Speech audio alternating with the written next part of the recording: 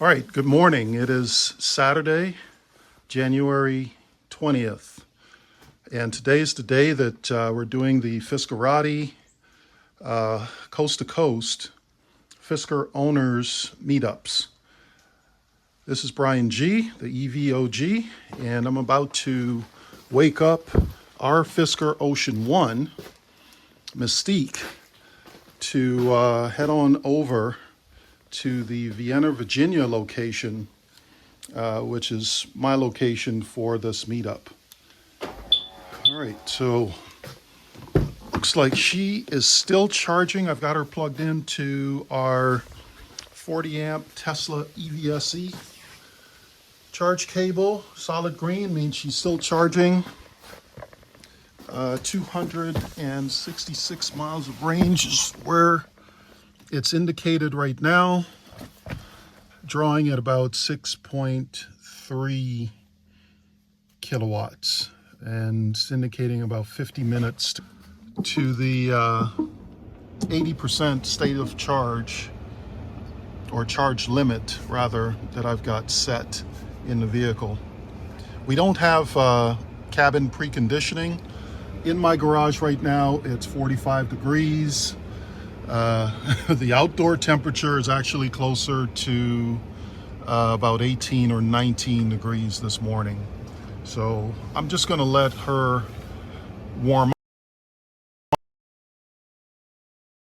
up, slightly cracked, get everything warmed up. I'm going to go ahead and put on the heated steering wheel and the heated driver's seat. I'm rolling solo this morning, so only need to heat up my seat and of course the steering wheel. So I'm gonna let this cook for a couple minutes here while I grab a hot beverage and get ready to hit the road.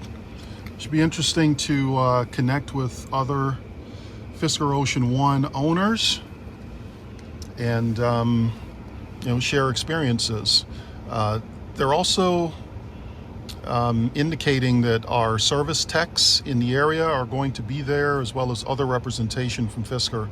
So I will keep the camera rolling. Last night I was able to send our location for this meetup to the car via the app. So let's go into navigation and see if it's there. Boom. So we've got the location there. I can click on routes to see if it's got multiple ways of getting there. That does not appear to be the case. It's not often that I see multiple routes, but I can go ahead and accept and just hit go, and it will go ahead and calculate my route. So there we go. And it's letting me know that there's a speed camera not very far away, 0.6 miles out. But as you can see, we've got the entire camera stack ready to go. It's a little bit later than I wanted. This is going to be about a 40-minute ride. So it looks like I'm getting there fashionably late at 9 o'clock, which I think is fine. 8 o'clock on a morning this cold is a tough ask. You can tell this event was planned by somebody in Southern California. I'm sure their conditions are a little bit different than ours. So let's go ahead and hit the road. One of my favorite things about the Fisker Ocean is the driver's display. Gives you, in my opinion, just the right amount of information. You got drive mode, indicated range in terms of both percentage and miles. If you're navigating as I am now, it lets you know the next step in your navigation. That yellow bar on the right is currently letting me know that there's a vehicle in my blind spot. You can also see that on the center touchscreen, as well as the side view mirror. I'll I'll see if I can capture that at some point. But I also do enjoy the touchscreen with 4 sections of information. At the top, it's giving me, there's that blind spot again, here as well as there, and there goes the vehicle that was in the blind spot. I'm going to put on my turn signal, and you can see it indicated there in the top section. So as I make this lane change, right, that top section showing me, and there you guys just saw some of the lane keeping ADAS feature, indicating that I wasn't fully centered in the lane. See, I've got it set right now to do both a visual on the touchscreen as well as an audible. So that stuff works really, really well. Really looking forward to the OTA that's going to bring adaptive cruise control. And for those of you who were not aware until just then, no, the Fisker Ocean in its current iteration does not have adaptive cruise control. That is expected here hopefully soon in an over-the-air software update. All right, getting back to the 4 sections of the screen here. We got the car status on top. We've got my navigation right there, and then down at the bottom, I've got my heated seats as well as my music selection. Now, what's cool is I can click into any one of those, right, and get more information. Or I can go back to the home screen like that. Right. If I wanted to get deeper into my music, there we go. So I do, there's another way, you just X out of it and you get back to this home screen, if you will. So if I, there you go. If I click the navigation portion of it, I get the full navigation look. And now it's split into thirds with, again, vehicle status on top. Navigation now is the primary view, but still down below, I've got the music controls there. And even below that, we've got physical controls. So there really is so much to like about the Fisker Ocean. One other thing I'll show you before I get back to fully dialed in here as a driver is the digital touchscreen. Right, so this works extremely well in the daytime, where it's just a digital image from an upper camera back there, and gives you a digital image of the rear view. Flip it back, and it's a regular mirror. That does take a little bit of getting used to in terms of your eyes and your brain, right? Because with a mirror, you look through it. And with a digital camera image, you look at it, right? So it does take a slight adjustment there visually and mentally, but not a big deal. So I'm actually just going to leave that on. So looks like I am 12 minutes out. So absolutely looking forward to getting there and connecting with some other owners. All right, it's like a beautiful winter morning here in the DMV. All right, so here we are at our Vienna, Virginia meetup. The temperature, a balmy 22 degrees at 9 a.m. on Saturday morning. So it is absolutely freezing. But we're here and we're happy to be here. Here's a beautiful Fisker Blue with the CCS One insert to protect those pins. A beautiful night drive with vegan black interior. I absolutely adore the color scheme here. Oh no, it makes me feel like I need to throw up the Wakanda sign when I see those. I did not know that Malibu would not include those Wakanda stripes. Leave a comment to let me know if I'm the only one. Does look awesome in all black. Looks like this person actually spit shined their Ocean before they came. Yeah, it looks pretty good given the weather. There we go. Got another black, another Fisker Blue. This looks like my Ariana, or is this the gray? Is this gray? This is Horizon Gray. Horizon Gray. I haven't seen this one yet, other than on videos. Looks great. Changes color depending on the light. Like the Mariana, right? So when bright light, it looks more dark gray with that purple tint hue.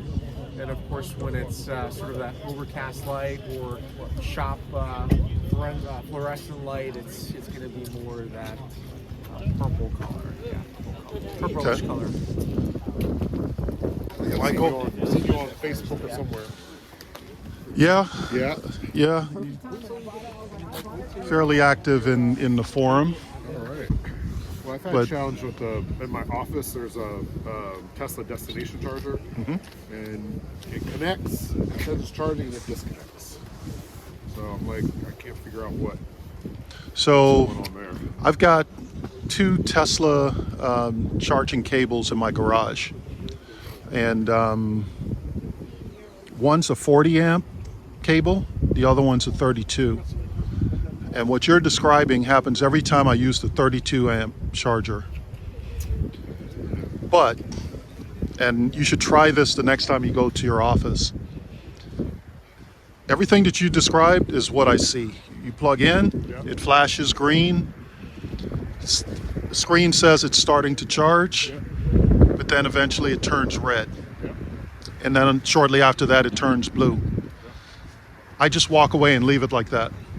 And by the time you get up to your office, you check the app and you'll see that it's charging. Come back out 5, 10, 15 minutes later, and that light actually turns solid green and it charges. Oh, really? Yeah.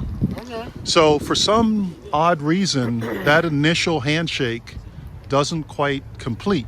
Okay. But it works. And you wouldn't think that it would work because you've got that red. Like, okay, well, right. So then I'm just going to unplug and move the car. No. Next time, just leave it. You know, it might take 5, 10, maybe 15 minutes, but it does seem to work. Oh, that's great. Okay. Yeah. That's exactly what happens with one of my charge cables in the garage. And I just leave it, and it eventually charges after a few minutes. Okay. And oddly enough, the 40 amp Tesla charge cable works every time flawlessly on a 32 amp car, which drives me nuts. I'm not sure why that happens, but that is what happened. We actually have a service tech back here working on a car with a customer, and this is Michael. Michael's here with his Fisker Ocean One. This is a One, right? Correct. You were just telling me that this is your first EV. First EV, first experience with an electric vehicle, and from Toyota Highlander. So, Okay. So this is from a sizing perspective. Highlander is more of a full-size SUV. correct. This is more mid-size. Have you felt any? The biggest differential is the cargo area. The Fisker is a lot smaller than what I experienced in the Highlander. Okay. However, the comfort level in this in the front and rear seats is much better. Did the Highlander have a third row? Third row, also had captain seats in that. So the second row was captain seats. Okay, but you feel like the interior cabin space in the Ocean. It looks small, but it actually is quite roomy on the inside. Yeah, I totally agree. And That's, being a bigger guy, I'm like, Yeah. I don't have any challenges. You being Brian as you're being 6'4" or 6'5". yeah, 6'6", 240. Oh, there you go. So, no, the one thing. What are your thoughts about the driver's seat? I enjoy it. I don't have any problems with it. The adjustability is fine.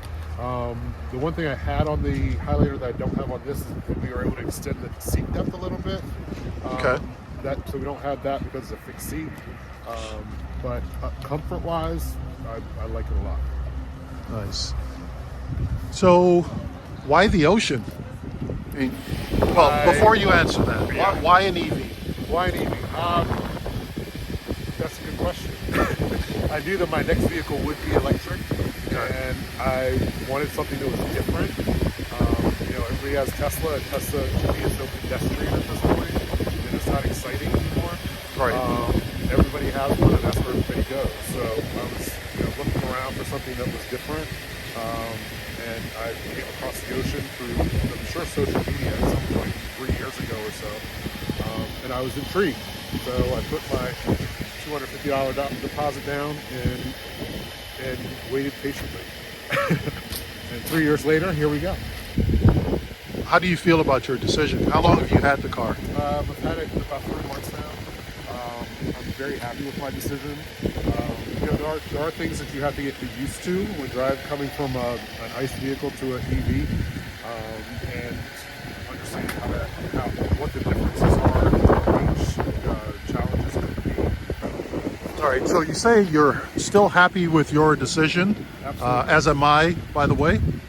Would you recommend the Fisker Ocean to a new EV adopter? Yeah, absolutely. I mean, you have to be open-minded. You got to be, you have to be willing to kind of go along with some of the bumps and bruises. But all that we're finding out now is like it's mostly software issues, and they're refining that and coming out with over-the-air updates, which is amazing that you can update a vehicle just over the air. Yeah. It's like having your iPhone. They send out updates, for your iPhone, your computers all the time now. Instead of getting a new vehicle or getting a new phone or whatever it is, you can do updates to the software to make improvements, and which I think is intriguing as well. It also helps with the sustainability of the vehicle, right? You're not changing up the vehicle so frequently that you're always looking for the next best thing in a vehicle. What do you like most about it? The ride. I like the ride. It's zippy. It's fun. It's definitely just a fun vehicle to drive. Okay. And what's your least favorite thing about it? The Bob, I guess, is probably the most at this point. Okay, that's a mic drop right there. That's one right? we face every day, several times a day. Yeah. But there's like this morning I had to do a soft reset because the front cameras weren't working and that sort of thing. So, but just getting used to that and understanding that it can be a quick fix. Yeah. And just understanding how to do that. But it makes it, it's not a deterrent to me, and I would recommend it to someone else to get into an EV. Awesome. Well, listen, man, I appreciate you taking a few minutes to share your experience with me. Absolutely. I will definitely keep in touch. I appreciate you giving me your card. Sure. Absolutely. All right, Khalil. Yeah.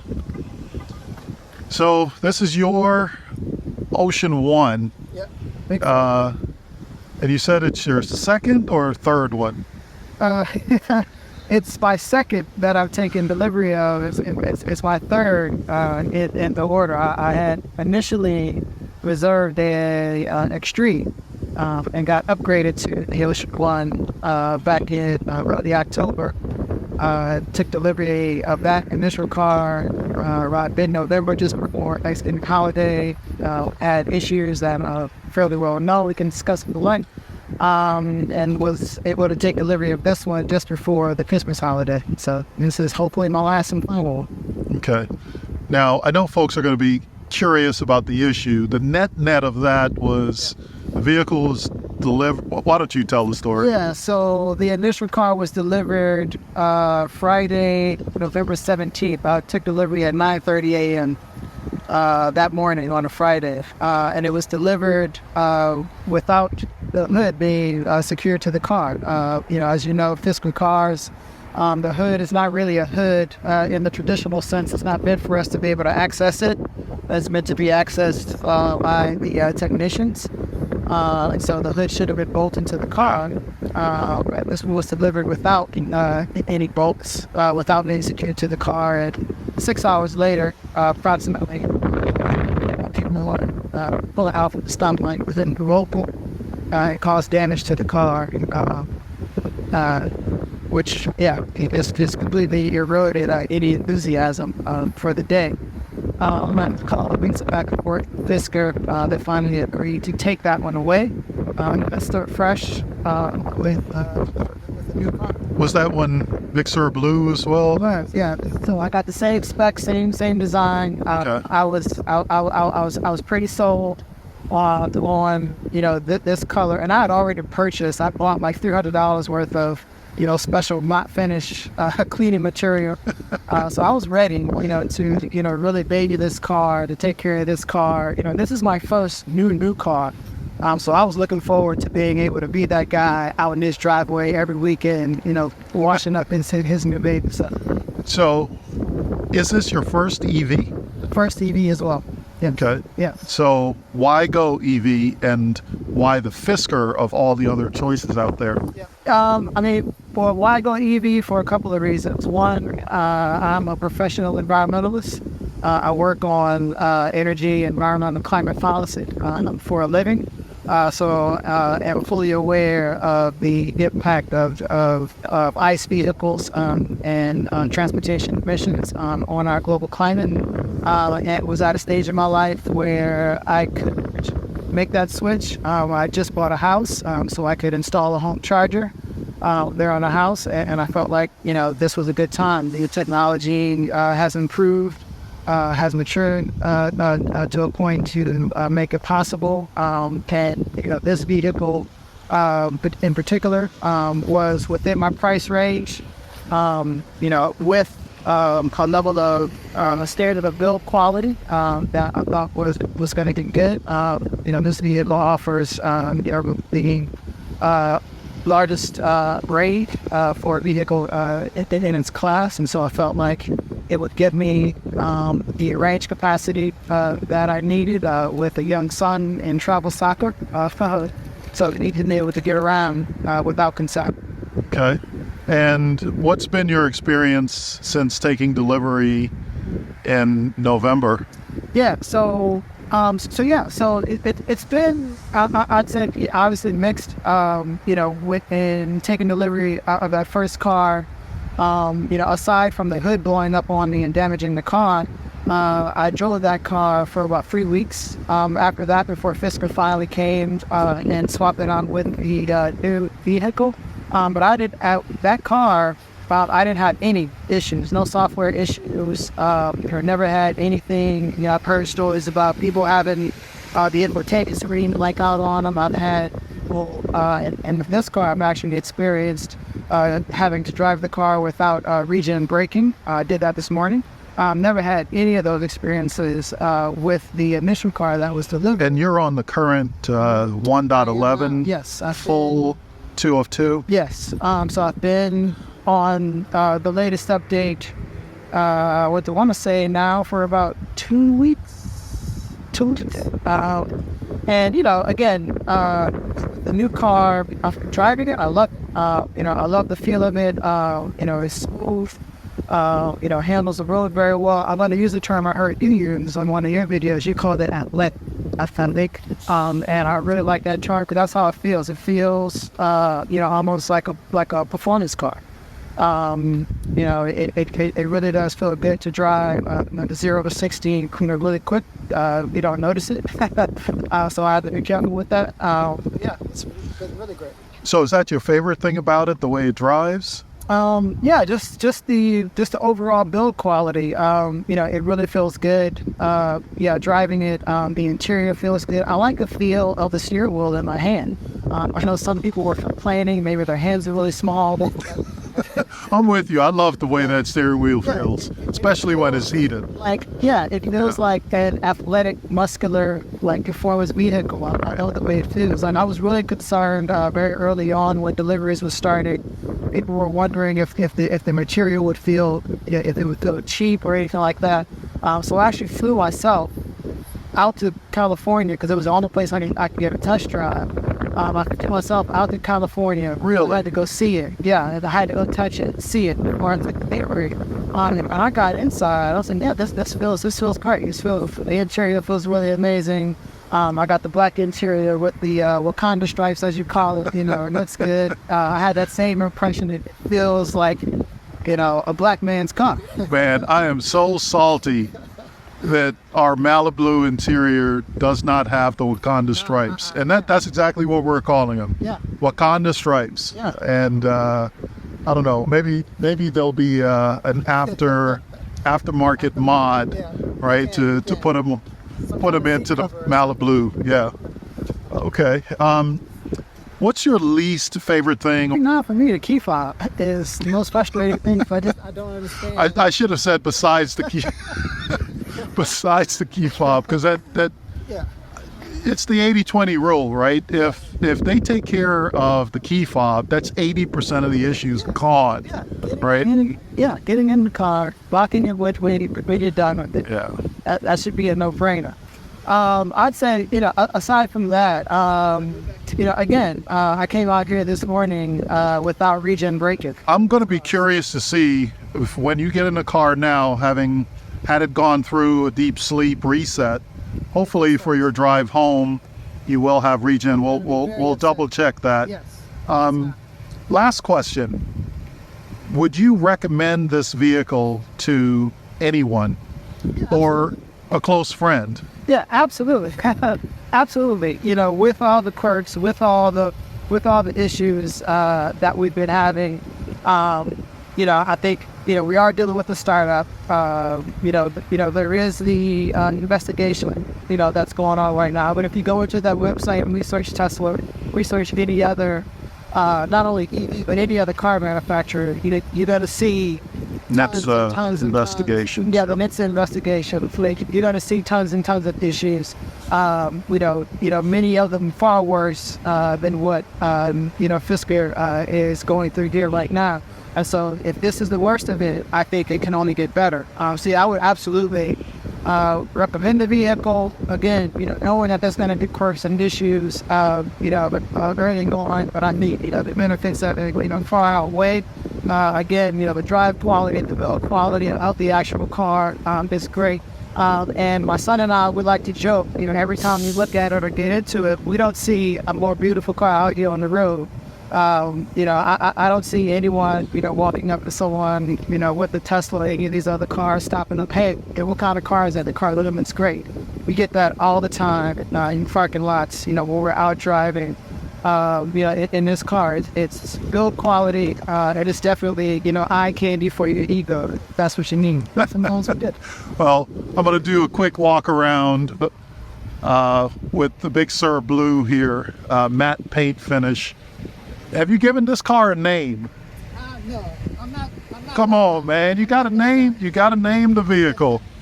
But all right, so everything's back to normal. Regen working? Yeah, everything is working. No alerts, no warnings. Everything is good to go. All right, perfect. Safe travels, man. We'll talk soon. Thanks a lot. All right, so that's a wrap. We ended up having something on the order of between 15 and 20. We didn't get an exact count. Got to meet some interesting folks here. But one of the things that I found interesting, and it kind of speaks to the problem that we're dealing with as a part of this transition, is the fact that at this location, EVgo station here with, 4 stalls, and none of them work. You'd never see this at a gas station, right? So this is stuff that we've got to get fixed and corrected if this transition is going to happen. So really good opportunity here to get together with other owners. I'm going to head over across the parking lot here back to Mystique and head home. I've got a project I'm working on for custom floor mats that I've got some work to do on that. So stay tuned. I'll publish that once those custom mats have been measured and created for our Mystique. And here is Mystique. I cannot wait for the snow to pass so that we can go get her spit shined. But even in this condition, she is still quite beautiful. Thank you for taking the time to watch this video. Please subscribe to the channel, leave a like and a comment, and share this video with anyone who might have an interest in the Fisker Ocean. Thanks again, and hopefully I'll see you here on the next one.